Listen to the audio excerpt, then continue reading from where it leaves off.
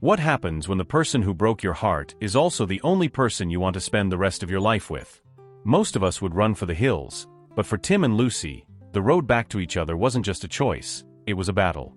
After months of silence and self-inflicted exile, the question hanging in the air wasn't just if they would get back together, but whether the version of them that existed before could even survive the repairs.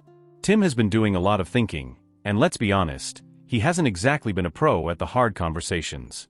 He's been terrified of screwing up again, paralyzing himself with the fear that if they try again, it won't be like it was before. But as his friends point out, he didn't just punish himself when he walked away, he punished Lucy too. Imagine the tension of that first real conversation after the break. Tim admits he sabotaged the best thing in his life just to pay for his own failures. It's heavy, right? But Lucy, being the powerhouse she is, doesn't just let him wallow. She's been waiting, and while the scar is deep, so deep it might never fully fade, she's looking for a reason to believe in tomorrow. There's this beautiful, fragile moment where Tim promises he's been doing the work to fix the broken parts of himself. He's worried she won't love the new, less toxic version of him, but Lucy's response is a total game changer. Becoming emotionally healthy isn't a turnoff, it's actually the ultimate attraction. Just when you think they might ease back into things, the universe throws them into the deep end. Nothing highlights what you've lost like a near-death experience, right? Facing a situation where they thought they might actually die, the walls finally crumble. When Tim tells her he loves her, and she admits she's still completely in love with him, you can practically hear the collective sigh of relief from everyone watching.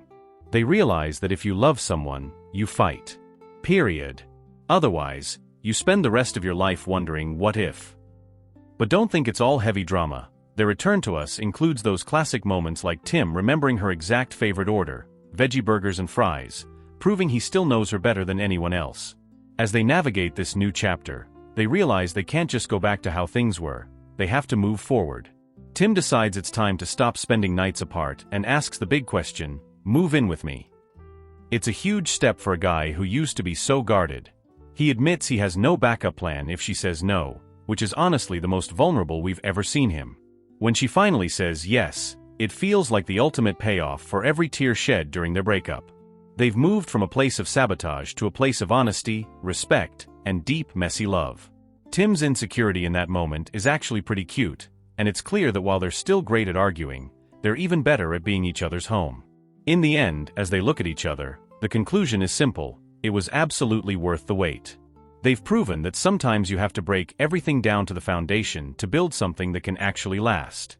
So I have to ask you guys, do you believe a relationship can truly be stronger after a major betrayal or breakup, or are some scars just too deep to ever really heal? Thanks for watching.